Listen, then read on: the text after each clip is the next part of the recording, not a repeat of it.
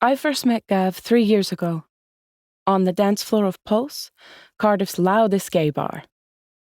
Gav's face flickered in the whooping disco lights, and his body whirred in a dance to the sounds of Divine, a lithe body wrapped tight in a velvet red turtleneck and black leather trousers, unrestricted in a spectrum of motion, drawing men around him close.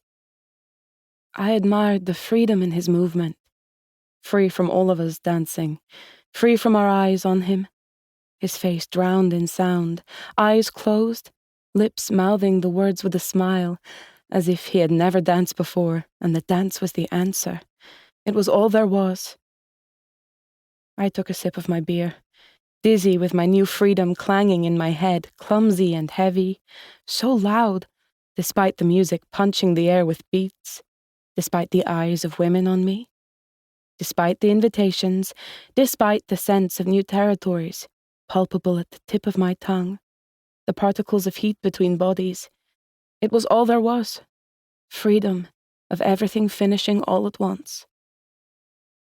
I glanced at a woman looking at me, afraid to make a move, to make a decision, struck by my stillness, keeping the future at bay. Batting it away with another beer, I took outside into the wet and mild Welsh winter. I looked at the swarms of men and women outside, groups guaranteeing safety. I moved to the edge of the beer garden, flanked by 2 circles of gossip and drama, running with passion and detail, funneling through my brain with images of people and places I didn't know. I took out the last cigarette I had haggled off a man on my way in and placed it between my lips, its taste always reliable. There he was again, and to my surprise, he was walking straight towards me, with a confident stride, heeled leather boots clopping against the cobblestones. "You look lost," said Gav, a warm Welsh voice reverberating around me. There was something in the way he was looking at me, as if he needed to rescue something that night, and here I was, everything he'd been waiting for. He had the kind, affectionate eyes of a rescuer, a frown of attention above them, lining his high forehead, beneath short blonde spikes, gelled upwards. "Is it that obvious?" I smiled and asked for a lighter. "Come here," he said, bringing his face close to mine and cupping my cigarette with the palm of one hand.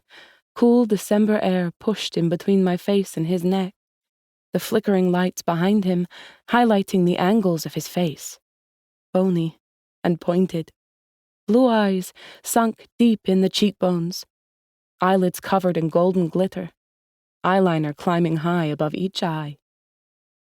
"There you go." The flame struck. I inhaled and blew the smoke away from his face. "You're a beautiful dancer," I said. "Oh, thank you, pet." Thin lips spilled into a wide grin. "My God, I've missed it," he said, and frowned in my direction. "Having a look round tonight?" I smiled. Was I having a look? I had never dared to look. "Maybe," I said, acting coy when everything in my body screamed in fear. "I'm Gav," he said, holding the cigarette by his face, head tilted to the side. "I'm Toni." "Are you a student here?" he asked, grabbing my hand and walking us away from the cackling voices, snaking into the quiet corner with a cha-cha step. "That's better now." "I was," I said, my voice louder, the statement definitive, pushing me forward. "I quit today.